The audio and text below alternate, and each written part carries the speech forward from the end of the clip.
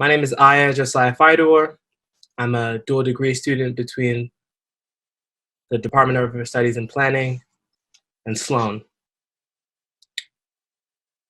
When it comes to police brutality and racial injustice in the US, for me, this experience, this conversation, and these moments are particularly personal. It's important to understand that for all Black people in the US, these moments often trigger things buried levels deep beneath the surface. For the sake of our communities, for the broader community, for the collective struggle, for Black liberation, many of us charge ourselves with the task of being vulnerable and doing the spiritual, emotional, and physical labor of excavating these protected components of our character, our identity, and our experience for something greater. It's critical that we all understand the burden of this labor, while simultaneously acknowledging that no one, not even myself as a fellow Black person, can understand and know what another is holding and what work was required to bring that burden to bear on these platforms in such a public way, and to have many of the discussions we're having today. For me, understanding George Floyd, Breonna Taylor, Ahmaud Arbery, and countless other fates began at home. As a youth, growing up in low-income communities, in government-subsidized housing, in neighborhoods that were under-resourced and over-policed, I watched every male in my household, which included my two older brothers and my dad. By the time I had turned 18, I saw each of them taken away in handcuffs and imprisoned for various periods of time. Today, 1 in 3 Black men nationally are incarcerated at a point in their lives.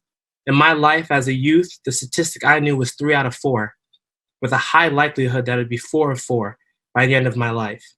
If not arrested and incarcerated, at least stopped unjustly, at worst, murdered under legal sanction.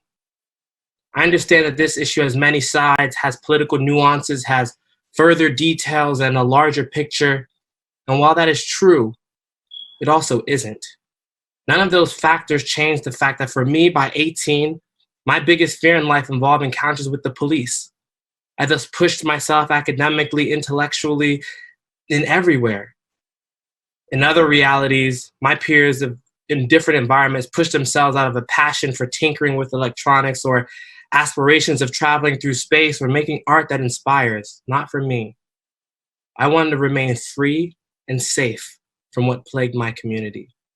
I didn't want to end up in the predicament each role model I had growing up fell into, and wanted to understand as a society how people like me cannot grow up with not just this fear, but this fate. Today, I'm here in front of you sharing my story, but also imploring us all to understand that today, before policies change, our mentality must. Our approach must. Our collective commitment to the liberation of Black people must. We have to be ready to face the most difficult challenges. James Baldwin says, not everything faced can be changed, but nothing can be changed until it's faced.